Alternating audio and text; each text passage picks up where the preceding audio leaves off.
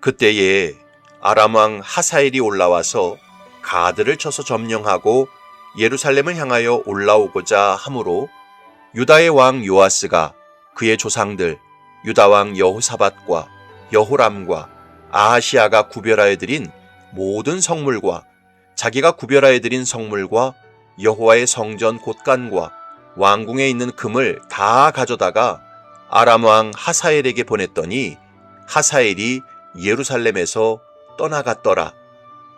아멘.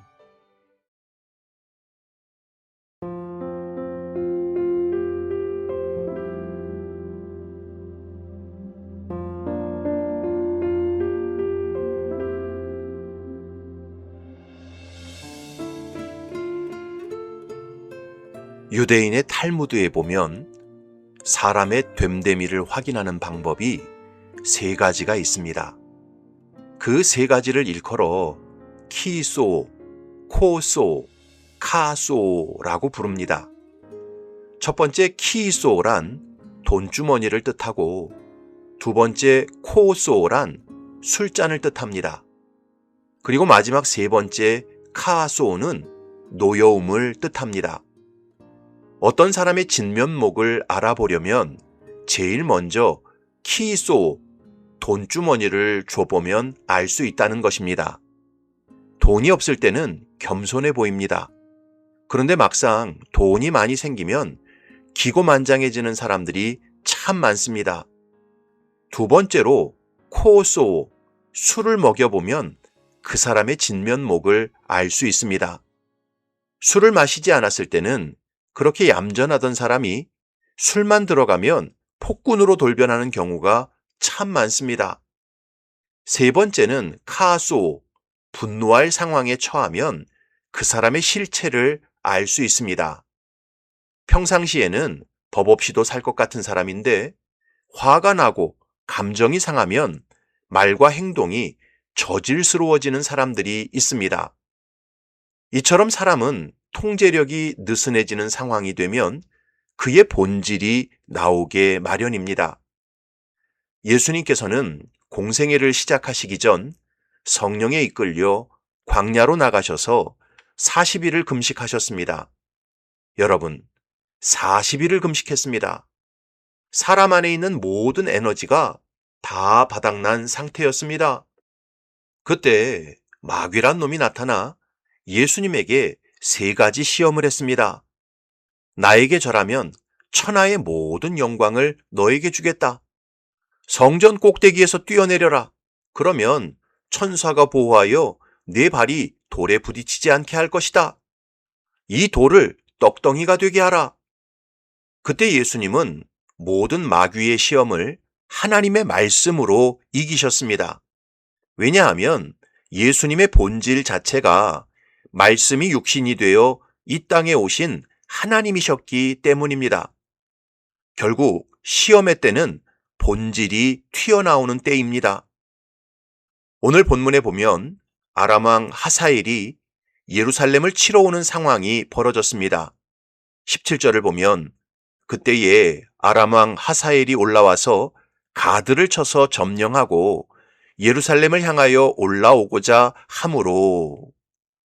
오늘 본문은 그때에 라는 말로 시작합니다. 여기 그때란 어느 때를 가리킬까요? 역대하 24장을 읽어보면 제사장 여호야다가 죽고 간신들이 요아스에게 몰려들어 여호와의 전을 버리고 우상 숭배를 시작한 때였습니다. 특별히 선지자의 경고를 듣지 않고 여호야다의 아들 스가랴가 하나님의 말씀으로 경고했을 때 그 말씀을 듣지 않고 오히려 스가랴를 성전 뜰에서 돌로 쳐 죽였던 때였습니다.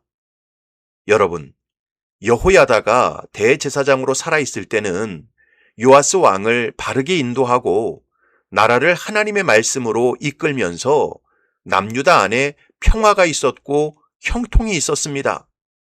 그런데 여호야다가 죽고 더 이상 나라 안에 어른이 없어지자 왕을 바르게 인도하고 나라를 말씀으로 지탱할 성벽이 사라지고 말았습니다. 그러자 남유다는 고삐 뿔린 망아지처럼 방자해지고 말았습니다. 요아스 자신부터 교만한 마음에 사로잡혀 자기를 높이고 자기에게 아부하는 자들의 말만 들었습니다. 자기에게 쓴소리하는 사람은 누구든지 죽여버렸습니다. 특별히 여호야다가 자기에게 베푼 은혜를 완전히 잊어버렸습니다. 아달랴가 다윗의 자손을 몰살할 때 요아스는 핏덩어리에 불과한 신생아였습니다. 그의 고모였던 여호세바와 고모부였던 여호야다가 그 요아스를 건져내어 성전에서 6년 동안 길렀습니다. 그리고 여호야다가 목숨을 걸고 반정을 일으켜서 아달랴를 죽이고 어린 요아스를 왕으로 세웠습니다. 요아스 입장에서 여호야다는 자기 생명의 은인이요 나라를 다시 일으킨 국부와 같은 존재였습니다. 그런데 요아스는 그 여호야다의 아들을 어떻게 대했습니까? 역대하 24장을 보면 여호야다가 죽은 후에 유다 방백들이 와서 왕에게 절하매 왕이 그들의 말을 듣고 그의 조상들의 하나님 여호와의 전을 버리고 아세라 목상과 우상을 섬겼으므로 그 죄로 말미암아 진노가 유다와 예루살렘에 임하니라. 그러나 여호와께서 그들에게 선지자를 보내사 다시 여호와에게로 돌아오게 하려 하심에 선지자들이 그들에게 경고하였으나 듣지 아니하니라. 이에 하나님의 영이 제사장 여호야다의 아들 스가랴를 감동시키심에 그가 백성 앞에 높이 서서 그들에게 이르되 하나님이 이같이 말씀하시기를 너희가 어찌하여 여호와의 명령을 거역하여 스스로 형통하지 못하게 하느냐 하셨나니 너희가 여호와를 버렸으므로 여호와께서도 너희를 버리셨느니라 하나 무리가 함께 꾀하고 왕의 명령을 따라 그를 여호와의 전뜰 안에서 돌로 쳐 죽였더라. 요아스 왕이 이와 같이 스가랴의 아버지 여호야다가 베푼 은혜를 기억하지 아니하고 그의 아들을 죽이니 그가 죽을 때에 이르되 여호와는 감찰하시고 신원하여 주옵소서 하니라. 요아스는 여호야다의 아들 스가랴가 하나님의 말씀으로 대언했을 때 그 소리가 듣기 싫어서 스가랴를 돌로 쳐 죽였습니다. 그것도 여호와의 성전뜰 안에서 쳐 죽였습니다. 이것은 사람에 대한 배신일 뿐만 아니라 하나님에 대한 배신이었습니다. 바로 이런 일이 일어났던 때가 오늘 17절에서 말씀하는 그때예였습니다. 요아스의 마음이 교만해지고 하나님과 사람의 은혜를 완전히 배신한 때였습니다. 바로 그때에 어떤 일이 벌어졌습니까? 아람 왕 하사엘이 남유다를 침공하여 들어온 것입니다. 이런 성경의 기록을 보면서 성도들은 분명히 깨달아야 합니다. 사람의 인생길이 막히고 막막한 수렁에 빠지고 입이 바짝바짝 타들어가는 고통과 어려움에 처하게 되는 근본적인 이유는 바로 그의 마음이 교만하기 때문입니다. 하나님과 사람의 은혜를 악하게 배신하기 때문입니다. 마음이 교만하고 은혜를 배신하는 사람들은 잠깐은 잘 되는 것 같습니다. 잠깐은 높아지고 잠깐은 형통하는 것 같습니다. 그러나 결국은 납덩어리가 바닷속에 가라앉듯 그렇게 깊은 멸망의 수렁에 빠지게 되어 있습니다. 삼국지에 보면 여포라는 인물이 나옵니다. 그는 자신을 아들처럼 아끼고 중용했던 양아버지 정원을 배신하고 살해했습니다. 그리고 동탁에게 투항했습니다. 이후 동탁의 양아들이 되어 전폭적인 신뢰를 받았습니다. 하지만 동탁의 시종이었던 초선과 정을 통하면서 동탁이 자기를 죽일지도 모른다는 불안한 마음에 결국 동탁마저 살해했습니다.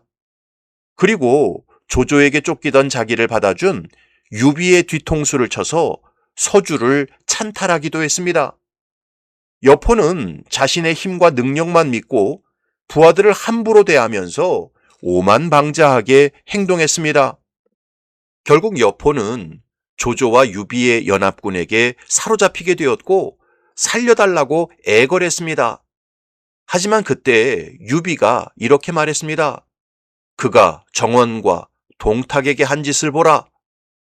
결국 여포는 교수형을 당하며 비참하게 생을 마감했습니다. 사랑하는 성도 여러분, 세상 역사든 성경 역사든 마음이 교만해져서 하나님과 사람의 은혜를 배신한 자들은 결국 망하게 되어 있습니다. 그러므로 인생길이 막히고 삶이 막막하고 큰 고통과 어려움이 연속해서 다가온다면 그동안 내가 하나님과 사람 앞에서 교만하지는 않았는지, 하나님과 사람에게 받은 은혜를 악하게 배신하지는 않았는지 깊이 돌아봐야 합니다. 그리고 처절하게 회개해야 합니다. 그럴 때 재앙을 당하지 않고 저주에서 빠져나올 수 있습니다. 바라기는 저와 여러분들이 어떤 상황에서도 하나님과 사람 앞에서 겸손하시기 바랍니다. 하나님과 사람의 은혜를 기억하고 그 은혜에 보답하는 삶을 살아가시기 바랍니다. 그래서 끝까지 평안하고 형통하고 복된 인생을 살아가시기를 주님의 이름으로 축원합니다. 아멘.